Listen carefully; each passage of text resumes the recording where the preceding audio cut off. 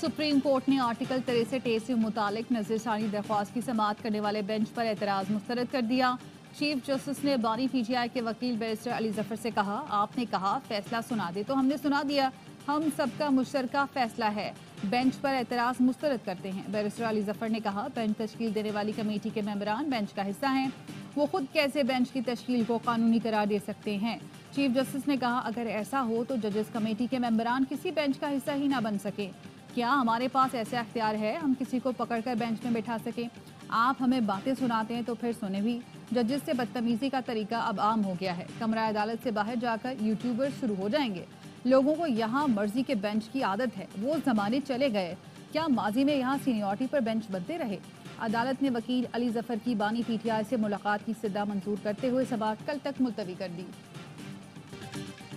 अदालतें ख्वाहिशात पसंद नापसंद पर फैसला नहीं करती।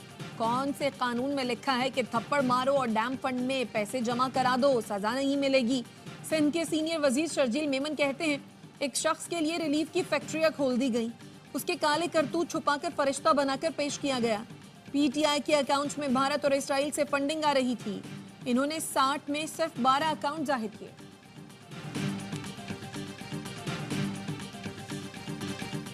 मुजव्वज़ा आईनी तरामीम के खिलाफ सुप्रीम कोर्ट के सामने वकला का एहतजाज।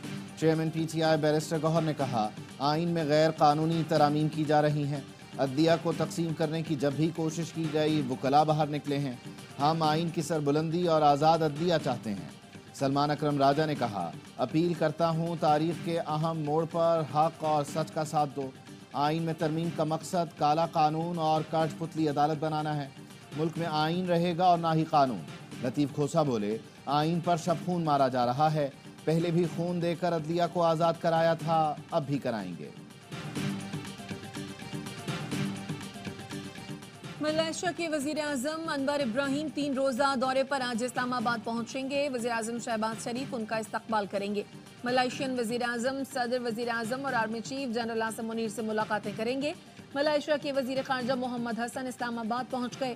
एडिशनल सेक्रेटरी खारजा ने इस्तकबाल किया। ईरान का इसराइल पर 400 मिसाइलों से हमला, तेल अवीव पर मिसाइलों की बारिश। अमरीकी मीडिया के मुताबिक ईरानी मिसाइल 3 इमारतों पर लगे, स्कूल भी तबाह हुआ। कई मिसाइल मोसाद के हेडक्वार्टर के करीब गिरे। शहरियों ने बंकर्स में पनाह ली। पासदारान इनकलाब का कहना है, पहली बार हाइपरसोनिक फतह मिसाइलों का इस्तेमाल किया गया। 90% मिसाइलों ने अहदाफ को कामयाबी से निशाना बनाया। इसराइली एयरबेस, एयरपोर्ट भी निशाना बने। इसराइली फौज ने 180 मिसाइल दागे जाने की तस्दीक कर दी। आयरन डोम हमला मुकम्मल तौर पर रोकने में नाकाम रहा। ईरान के बैलिस्टिक मिसाइल हमलों ने इसराइली वजीर आजम को बंकर में छुपने पर मजबूर कर दिया।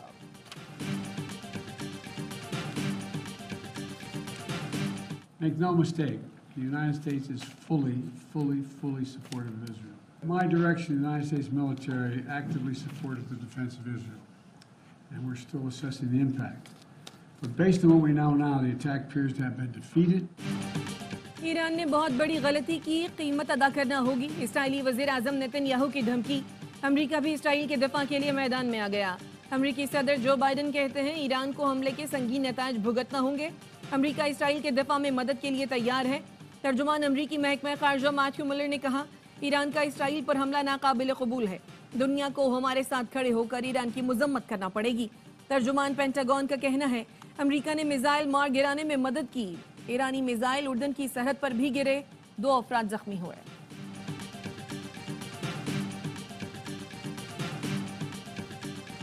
नस्रुम मिनल्लाहि व फतहुन करीब। ईरान के रहबर आला खामनाई ने ट्वीट कर दिया।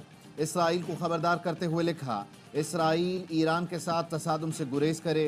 ईरान का अगला हमला इससे कहीं ज्यादा तकलीफ दे होगा। ईरान ताकत का दूसरा नाम है। हमला ईरान के मफाद में किया। नेतन्याहू को समझ जाना चाहिए, किसी भी जारहियत का मुंह तोड़ जवाब आएगा। ईरानी सदर मसूद पेज़ेश्कियान ने इसराइल को खबरदार करते हुए कहा, ईरान जंग नहीं चाहता, लेकिन जारहियत का भरपूर जवाब दिया जाएगा। पासदारान इनकलाब के तर्जुमान का कहना है, इसराइल पर हमला इस्माइल हनिया और हसन नसरुल्लाह की शहादत का बदला है।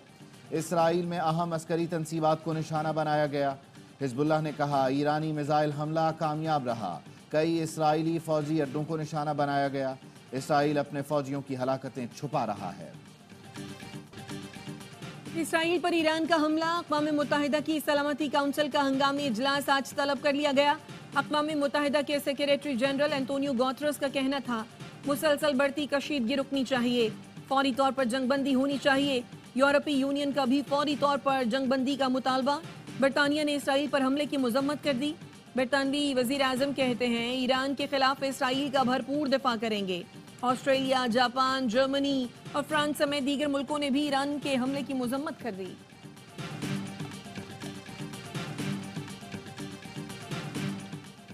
इसराइली शहर जफा में फायरिंग, 7 शहरी हलाक। फायरिंग करने वाले दोनों हमलावर सिक्योरिटी फोर्सेस की फायरिंग से मारे गए। जुनूबी लबनान के सरहदी इलाकों में हिजबुल्लाह और इसराइली फोर्सेस में दो बदू लड़ाई।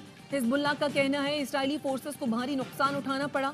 सहूनी फोर्सेस ने सरहदी इलाकों को खाली करने की धमकी दे दी। 24 घंटे में 55 अफराद शहीद और मुतादिद जख्मी हुए। लबनानी वजारत सेहत का कहना है 7 अक्टूबर के बाद से इसराइली जारहियत में 1800 से ज्यादा शहरी शहीद हो चुके हैं, जबकि 15 लाख से ज्यादा अफराद बेघर हुए।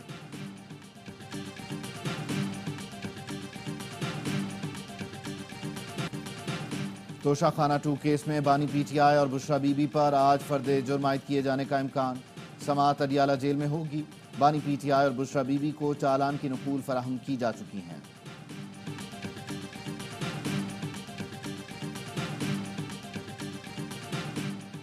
पीटीआई की मियांवाली में एहतजाज की कॉल। इंतजामिया ने शहर को जगह जगह कंटेनर लगाकर सील कर दिया। खैबर पख्तूनख्वा और दीगर अजला से आने वाले रास्ते सील। मोबाइल फोन सर्विस मुअत्तल। शहर के निजी और सरकारी तालीमी इदारों में छुट्टी कर दी गई। मियांवाली में दफा 144 नाफिज।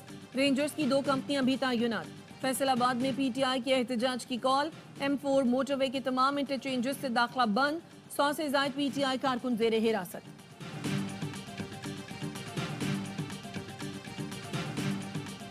इंट्रा पार्टीज इलेक्शन के सारे डॉक्यूमेंटेशन हम फाइल कर चुके हैं। उसका पूरा रिकॉर्ड डिजिटल फॉर्म में भी मौजूद है। हमने इलेक्शन कमीशन से इस्तदा की थी कि आप FIA को ऑर्डर करे, वो रिकॉर्ड आपके सामने पेश करे या वो रिकॉर्ड हमें दे दे। इलेक्शन कमीशन में PTI intra party election case की समाअत। बैरिस्टर गौहर ने रिकॉर्ड पेश करने के लिए मोहलत की इस्तदा की और बताया intra party election record FIA से लेने के लिए अदालत से रुजू किया है, जो 10 दिन में मिल जाएगा। इलेक्शन कमीशन ने इंट्रा पार्टी इलेक्शन की समाअत 22 अक्टूबर तक मुलतवी कर दी। मीडिया से गुफ्तगू में चेयरमैन पीटीआई बैरिस्टर गौहर का कहना था, एक आध के सिवा हमारे तमाम अरकान राब्ते में हैं। हुकूमत का कोई मुसव्वदा हमें नहीं मिला। जिनसे बात हुई उनके पास भी तरामीम का मुसव्वदा नहीं था।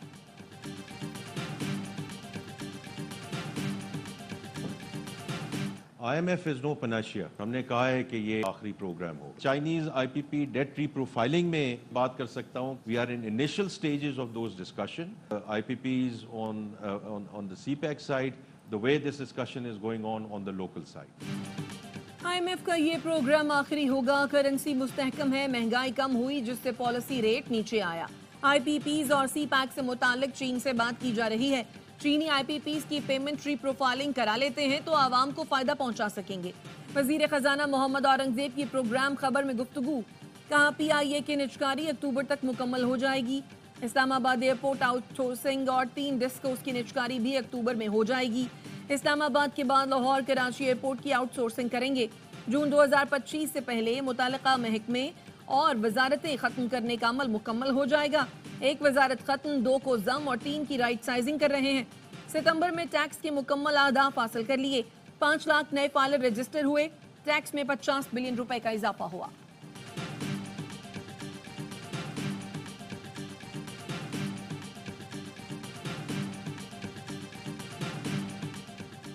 पाकिस्तान के ज़र मुबादला के ज़खायर मुस्तहकम हो रहे हैं। एक्सपोर्ट में भी तेज़ी आई है। हुकूमत के माली मामलात बेहतर हैं। बैंकों से कर्ज लेने के रुझान में कमी आई है।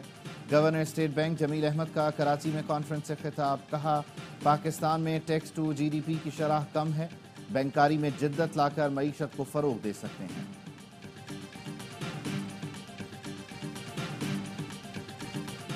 आईनी तरमीम से ज्यादा बड़ा चैलेंज शंघाई ताउन तंजीम कॉन्फ्रेंस है। कॉन्फ्रेंस तक आईनी तरमीम समेत टकराव वाले तमाम मामलात मुअख्खर कर दें। साबिक विफाकी वजीर मोहम्मद अली दौरानी कहते हैं कॉन्फ्रेंस से पहले किसी किस्म का तनाव पाकिस्तान के मफाद में नहीं। हुकूमत और अपोजिशन 16 अक्टूबर तक टकराव वाला कोई कदम ना उठाए।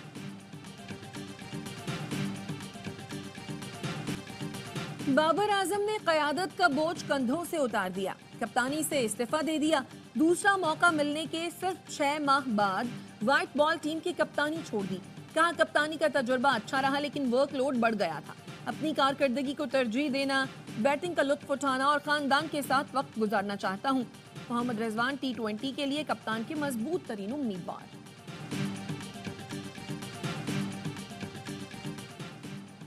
इंग्लैंड की क्रिकेट टीम टेस्ट सीरीज के लिए मुल्तान पहुंच गई। ऑलराउंडर बेन स्टोक्स की क़यादत में इंग्लिश टीम रात गए पाकिस्तान पहुंची। मेहमान टीम आज और कल आराम के बाद 4 अक्टूबर से प्रैक्टिस शुरू करेगी। पाकिस्तान और इंग्लैंड के दरमियान सीरीज का पहला टेस्ट 7 अक्टूबर से मुल्तान क्रिकेट स्टेडियम में खेला जाएगा।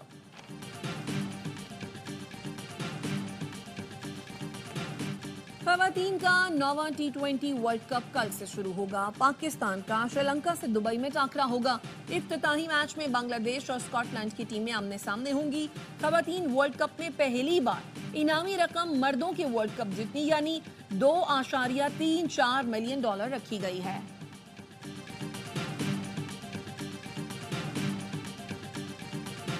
नेपाल में तूफानी बारिशों के बाद तबाही, सैलाब और लैंडस्लाइडिंग से हादसात में हलाकतों की तादाद 225 हो गई। मशरकी और वस्ती नेपाल का बड़ा हिस्सा सैलाब के बाइस ज़ेर आब। दारुल हुकूमत काठमांडू में ट्रैफिक और मामूल की सरगर्मियां मुअत्तल होकर रह गईं। बहुत अच्छा, और अंदर आके कर लो ना। ये हमारी जो यूथ के लिए है, this is a very good opportunity. I am excited to watch साली में बाल का दो। इतने मुल्कों की पार्टिसिपेशन इस टाइम के ऊपर is excellent. Karachi arts council में आलमी सकाफती मेला जारी। पाकिस्तानी थिएटर ग्रुप का ड्रामा तालीम बालगा 2.0 पेश किया गया। शायकीन की भरपूर दिलचस्पी। सकाफती मेले में दुनिया भर से आए फनकार अपने फन के जौहर दिखा रहे हैं।